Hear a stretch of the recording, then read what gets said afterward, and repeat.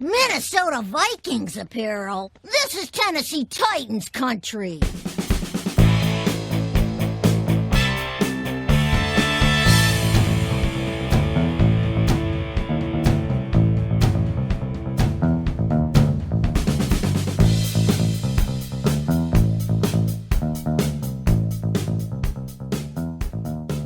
Welcome back to Titans Tube, everybody. My name is Justin, and the co-host you see next to me is Jake. Jake, how are you doing today? I'm great. Justin, how are you? Doing pretty good. Getting amped, getting excited about our 2-0 Titans, as in week 3 are going to be traveling to the Minnesota Vikings. So in this video, we're going to be previewing that matchup, kind of looking at what the Vikings have left, maybe we should say, due to so many injuries. What they have, yeah. I like that. What they have left, what they can scrape together. Man, yeah, really, they're scraping from the bottom of the barrel there. Big game for the Titans, especially with the schedule coming up after this. It's going to get rough and brutal. So hopefully we can capitalize on the Vikings not being able to field their best team, unfortunately. So before we do that, though, let's take a trip back to the last time these teams played. 2016. Way back machine. Yeah, way back in 2016 of week 1. Yes, it was the opening game of week 1 in 2016, which was, if you remember, Jake, the first year where it was the most exciting year in a long time for Titans fans, because we were at the bottom of the NFL right before 2016. Mariota coming in his sophomore season, and I think puts up the best season he ever had as a pro, until he went down with a broken leg at the end. But yeah, 2016, the Titans were suddenly relevant again, and we had some amazingly exciting wins that year. But it all began with week 1 against Minnesota, and they got the win in that game. Got 2 defensive touchdowns. Pretty big struggle for the offense. But one notable thing to remember about this game is that DeMarco Murray touchdown flip into the end zone, first touchdown of the season, which set up what a great season it was for Murray, leading the AFC in rushing, a Pro Bowl year. He definitely helped get the Titans back on the map. He was fantastic for us. And also, some guy we drafted named Derrick Henry in the 2016 draft made his first NFL appearance, his debut. And here is a highlight of his first touch in the NFL. And man, he looks like he's trying to be Chris Johnson, Jake. I got to be honest. He's just bouncing it outside, trying to hit the home run, and that was the Derrick Henry of old. He's a much more polished runner, let's say, and little baby Derrick Henry.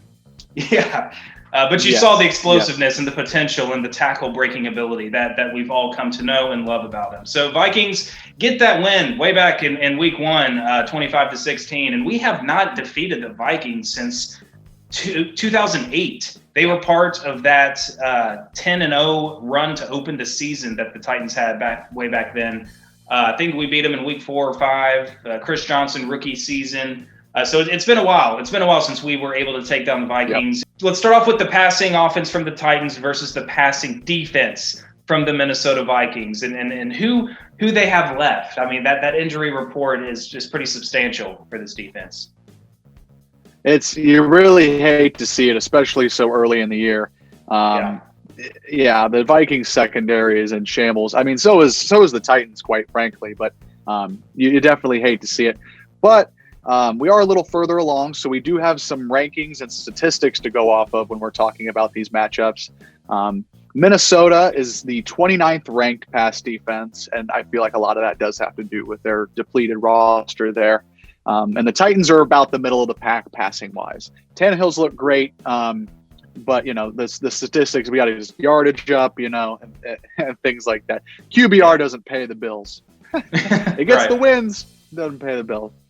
But yeah, like I said, I mean, the Vikings are maybe in a worse spot than we are at cornerback headed into this game. They're fielding, their top 3 corners going into this game are Holton Hill, who has 5 career starts under his belt, and then 2 rookies in the first rounder, Jeff Gladney from TCU, and then Harrison Hand, who was a 5th rounder. And you got to think this Vikings defense is kind of a different looking defense than it used to be. No more Xavier Rhodes on the secondary. Now he's an Indy. So look for Tannehill to step up and try and take advantage of this. For the Titans passing attack, no A.J. Brown again, but he should have a full stable of weapons outside of A.J. Brown, and he showed that he could use those last week in Jacksonville. So look to do that again. And in this matchup, I just from personnel wise, I got to give the advantage of the Titans passing offense. Totally agree with you. And if there is one person in the pass defense that is an obvious player that we need to keep account for, is Harrison Smith, the safety back there. He is one of the best safeties in the league for sure. Definitely Absolutely. A huge part of that defense. I feel like he's such on a higher level than the rest of that secondary. I think Tannehill just needs to find where he is on the field and then just be like, all right, I'm just going to ignore that side of the field and completely just work with over here. Yeah, just take him out of the game like that. So he's a guy that we're going to have to keep account for because he can definitely make some plays. He's a baller. So look out for Harrison Smith. But otherwise, I totally agree. I think our offense has got the advantage here given their injuries.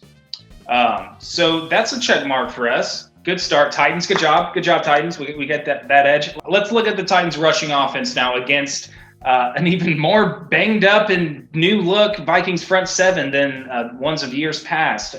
Statistically, the Titans are 12th in rushing offense. Henry is number 2 overall in the NFL. It's taken him 50 plus carries to get there, which is a lot more than everybody else. But hey, he's number 2 on the list. That's fine. I'll take it. And we're winning games. So we'll take it. Yeah. So yeah, absolutely. We'll take it. Hopefully, though, Henry might take the lead in rushing overall in the NFL after this game because Minnesota comes in with a poor rush defense. Of course, the injuries have a lot to do with that. They are coming in 29th best, 29th worst. That would be like third worst in rushing yards allowed per game. Trying to make it make sense. Third worst, 29th best. Yeah. 29th best in rush defense. Yeah. So we mentioned their injuries. Anthony Barr was a mainstay for them, a key cog, a 4-time Pro Bowler, is out for the year with an injury. Daniel Hunter has started off the year on injured reserve, so he won't be in this game. Another great player. I believe he's coming off of back-to-back 14.5 sack seasons, so a huge loss for them. Michael Pierce, a big nose tackle that they got from Baltimore, decided to opt out because of COVID. So they were looking at him to kind of replace Linval Joseph, another Pro Bowler from all those great defenses who now plays for the Chargers. And also, why don't we go ahead and throw in another great Pro Bowl player in Everson Griffin and throw him on the Dallas Cowboys. So this front seven is completely just flipped. And I think the one player they still have there is Eric Kendricks. He's been there for a while, but just over that 5-year stretch, 5, 6, 7-year stretch where these guys were the main cogs in that front seven and produced some absolute quality defensive play is now a no-show and no goes because of injuries. So I'm looking for King Henry to roll here. I feel like if there's any game for us to get this running game back on track, I want to see Henry get some gash runs, get some 20 plus yard runs. I want to see some bigger holes being opened, which the offensive line has kind of struggled to open up for Henry. He's been running into lots of crowded bodies down there at the line of scrimmage so far. So let's see if we can open up some better holes against this battered front seven. I say we get 2 for 2 on the check mark advantages here so far, Jake. Totally agree with you. I would really love to see Derrick Henry start, up that yards per carry, as you said. It's weird to talk about the run game getting back on track when Derrick Henry's second in the league in rushing. But yeah, the yards per carry needs to go up, and I think we could definitely do it this week. All right, so now we're going to move on. Flip sides of the ball. We'll start with the Titans pass defense against the Vikings pass offense, Jake. Who do we got here? All right, heading into this one, I mean, yeah, we were ragging on the Vikings secondary and cornerback group for being, banged up, but we're not looking great coming into this one either. I mean, we're 23rd in pass defense. Gardner Minshew lit us up last week, and you saw how, pedestrian he looked against Miami on Thursday night. But here's the thing: Minnesota coming into this game is dead last in passing offense. Those stats could be skewed with Cousins' terrible, horrible, not very good day against Indy. But nonetheless, they come into this game dead last in passing offense. And, other than Thielen, they lost Diggs this year. They drafted Justin Jefferson out of LSU. But, after that, not too many options for Kirk to look for. A good matchup on this, Titans pass D versus Minnesota passing offense is Christian Fulton versus Justin Jefferson, the old LSU teammates going at it. That'll be a good one to watch. I'm sure they'll be highlighting that. Also in the Vikings receiver group, Tajay Sharp revenge game. Justin, you got anything on that? What's up, Tajay? Actually, Tajay, if you want to come back to the Titans, we definitely need some receiver depth. I think it's all love. It's all love with Tajay. I mean, it's just kind of a business thing, and I don't think there's no bad blood there. So does he feel the need to take vengeance on us? He does. He has less of a reason. Like, he doesn't have a reason like Jarrell Casey did. Jarrell Casey definitely. Yeah. That was definitely more of a revenge game factor. But I think Tajay's cool. We're cool, Tajay. You don't have to tear us up. You might get your first catch of the game, though. Your first catch of the season. I mean, he's gone catchless so far. Yeah, went for an expanded role in Minnesota, but we'll see how further. Yeah, absolutely. But on this Titans, moving to the Titans defensive backfield, obviously highlighted with the safety tandem and Byard and Vaccaro. You feel good going into that any game with them anchoring the defense back there. Adoree Jackson continues to be on IR and possibly longer than initially expected. There were some reports coming out of practice this week that, he's eligible to come back next week, but he might not. So you got to look to guys like Malcolm Butler and Jonathan Joseph to keep kind of carrying the load. Chris Jackson is ruled out of this game, so we're going to need a really big game from Christian Fulton. We'll see. Going to need a strong showing from the corners to prevent a Cousins bounce back game. And it could happen. It could happen. The Cousins bounce back game. That is, I think a lot of people are kind of overlooking Kirk Cousins because he had a slow start to the season, but this dude's played a lot of football and he's had a lot of great games. He can put up some numbers. He can bounce back. So that's definitely something to factor in. Definitely. And I was, talking with that Vikings channel that I was on, shout out to our Twitter, check out the link there.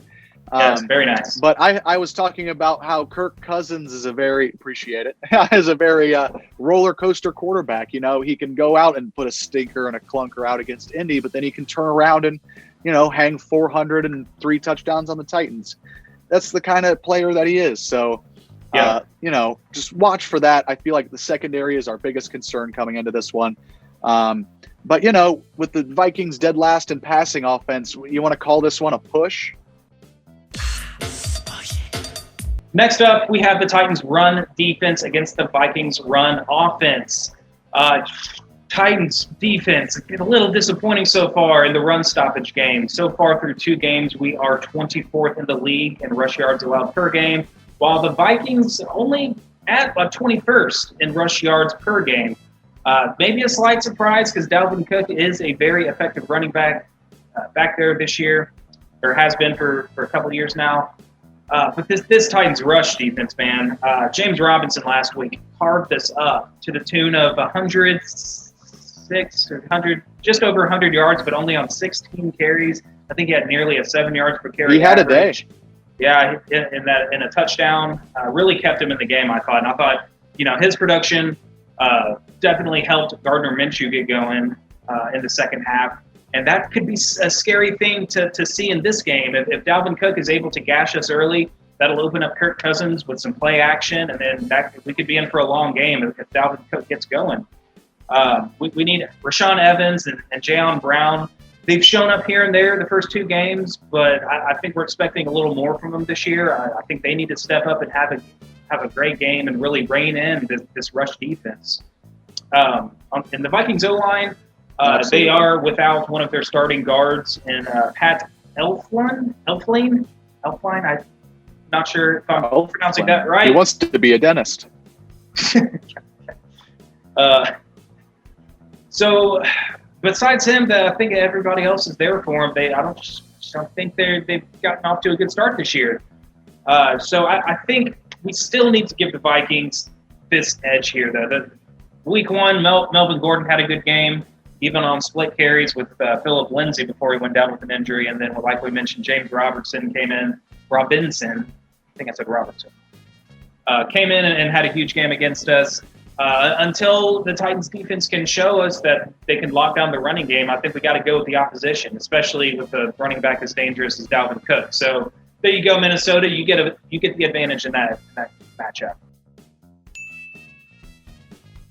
I gotta agree there, man. And James Robinson gashing us. He's an undrafted rookie in his second game ever, and going from him to Dalvin Cook, it definitely is just kind of a scary matchup. So I'm agree with you. I'm going to give it to Minnesota. And last up here, Jake, we have the special teams matchup. Gostowski kind of is earning his way back in good favor with the team and with fans with his 2 long field goals plus the game winner last week. How do you see how does our special teams kickers and punters match up with the Vikings? I will open up with, I might have to talk to my doctor about some blood pressure medication if this game comes down to yet another game-winning field goal by Steven Gostkowski. I can't keep doing that, man. It's bad. But on the Vikings side of things, they have kicker Dan Bailey, solid veteran. He's yet to miss a kick this year, field goal or extra point. Must be nice, Minnesota. Wonder what that's like. Can't even imagine. Right. And then they also have punter, another great savvy vet, and Brandon Colquitt punting the ball. So that's a pretty good tandem they got swinging the legs in Minnesota. And then, we have Gostkowski. Can he keep it up? Can he he just needs to be consistent and hit extra points for God's sake. I want a perfect, at least give us one perfect kicking game. Goodness gracious. That's on my number one list of things I'd like to see, I think. Yeah. But also, at punter, we have Brett Kern. We address it every week. I mean, he's arguably the best punter in the NFL. So, I mean, if Gostkowski can find some consistency, I think in special teams, we maybe call this a push. Yeah, like they've got some good kickers there. But I think with Kern, and then if this is the Gostkowski we can get for the rest of the season, I think we can push this. All right, so it looks like we have more advantages on our side. Got a couple pushes, but I think looking at it on paper, the Titans do hold the edge overall coming into this game. A lot of it does have to do with injuries, for sure. But wrapping up this video here, we're going to talk about 1 or 2 key points or key factors in this game and give our score prediction. Jake, do you want to start us off? Yeah, my key to the game is, we alluded it to it early. Derrick Henry's got to get more gashing runs. He's got to get that yards per carry average up, especially, with the Vikings front 7 being decimated. And the Titans offensive line is, healthy as a whole. They should be, getting back to their mid to late season form from last year. So look for Derrick Henry to get rolling in this game. The Titans are undefeated in Derrick Henry's career when he has 100 yards. So let's get Derrick Henry to 100 yards. Let's get out of Minnesota with a win. And I think that the Titans get it done this week. I think could be a trap game, but I believe in the Titans, and I think they take this one. Let's go. I'll give Gostkowski 2 field goals and no missed extra points. I'll give him 27-17. Titans win. My key for the game, and I kind of mentioned this when talking about Dalvin Cook, I think we have to quell the opening drives of the game. Don't let them find any rhythm, because, I can totally see a scenario. We come out for the coin flip. Vikings win the toss. They take the ball. They hand it off to Dalvin Cook, and he kind of just methodically runs his way down the field. And next thing we know, Vikings are up 7-0, and we're going to be having to play catch up. Don't speak it into existence. I could totally see something like that happening. It's like, all right, we're going to have to bring our A game and play our best game. It looks like we're going to be in for a fight now.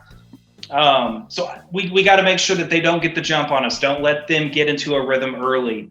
That kind of saved us against the Jags. We didn't let them get into a rhythm early. We jumped out on them first, and then they did claw their way back into the game. But that early jump, that early cushion that we were able to build was just enough to win.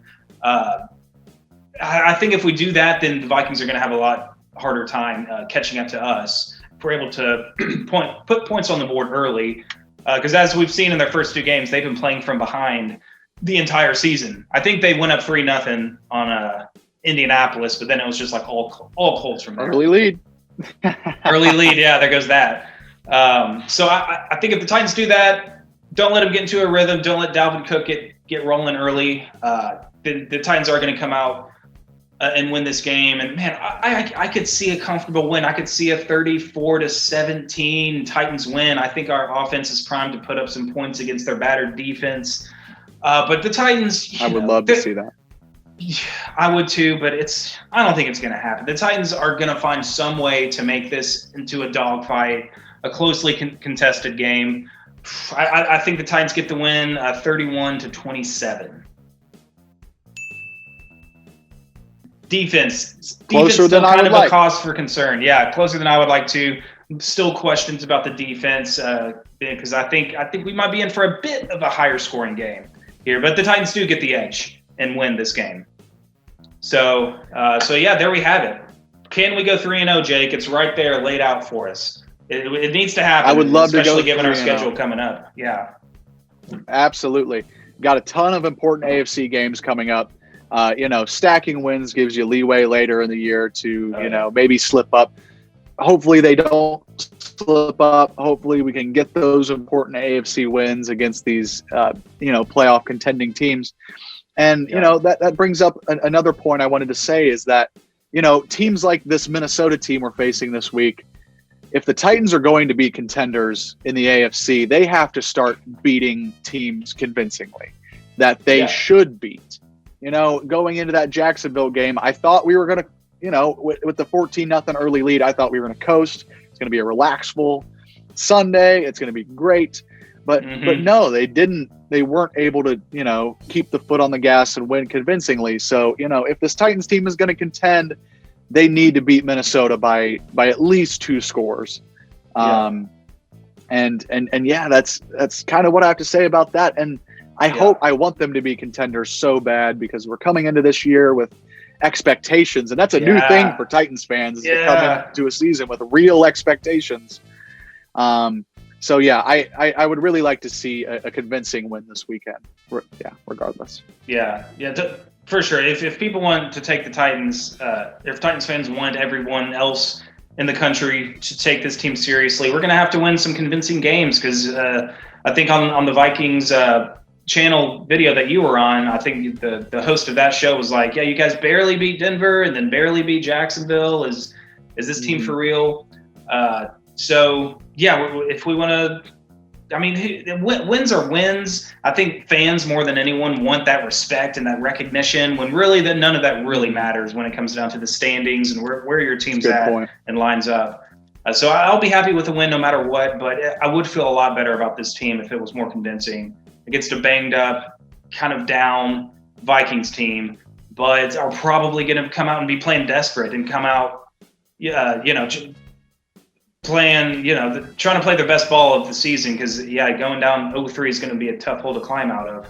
So we're going to have to expect one of the Vikings' best games of the season so far. So, it could end up being a competitive game. But we'll see how it goes. I have faith. That we're gonna. Mike Vrabel has done a good job of preparing the team. But you gotta have faith. It's a song breakdown time with Jake. Yeah, it's a new segment. But it's going to be a good game. I'm looking forward to it. And I was going to say this too. If there is a single game, all games are important in the NFL. All wins are important. But if you could think of a scenario where one game you could afford to lose, it would be an out-of-conference opponent on the road early in the season, like September. So this is a game where if we drop it, it's going to stink because it's like, okay, the Vikings of who they are as a team right now and what their roster looks like, that's going to be concerning. But overall, the impact that it's going to have for the trajectory of the Titans trying to get to the playoffs, it's not going to hurt us that much. I mean, there's no tiebreakers to be lost here, no AFC record to be lost here. So, yeah.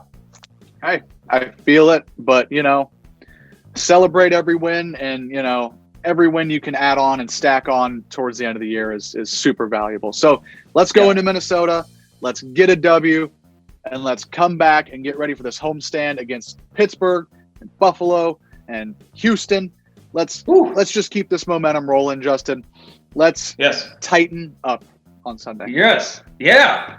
Preach. I'm getting amped up. Let's do this. This could be a special season. I'm ready for it. I'm ready for it in this trying times of 2020. So, I'm ready for it. Let's get to that 3-0. Look for our post-game reaction video. Try to have that up on Sunday after the game. Thank you guys so much for joining us. We appreciate it every time you guys stop by. Leave us a comment, and let us know your thoughts about the game. We're out of here. Absolutely. Jake, any last words? Appreciate it. I wanted to address something in the comments of a couple of videos prior. Due to maybe some people's belief, I am not Caleb. The mustache may throw people off. The longer hair may throw people off. But I'm not Caleb, and I'm not Caleb's cousin either. Good guess. But oh man, close. But I just wanted to address that. You need to start getting some tats. Get some ink. Yes. And it'll be completely spitting image of Caleb. That's all you're missing. Absolutely. I'll wear my hat backwards instead with the hat back there, and we'll be good. There it is. Good job, Caleb 2.0. All love, Caleb. In case you're watching, all love, man. All right, guys. We'll see you in the next video. Tighten up. Peace.